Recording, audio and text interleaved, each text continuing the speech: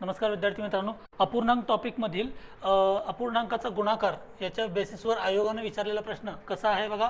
1+1/2 गुणिले 1+1/3 गुणिले 1+1/4 असं कुठंपर्यंत जायचं आहे. 1+1/998.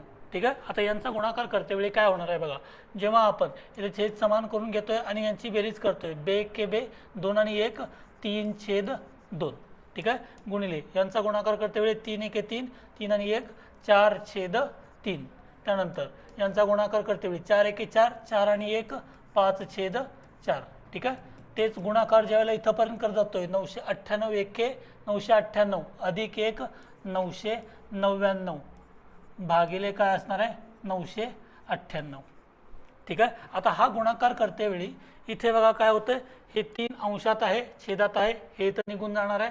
त्यानंतर 4 अंशात आहे छेदात आहे निघून जाणार आहे. अशा कंटिन्युअस संख्या पुढे काय होणार आहेत, एकमेकाला भागाकारामध्ये जाणार आहेत. म्हणजेच याच्या आधी किती असणार आहे 998/997. म्हणजे हा 998 इथे निघून जाईल.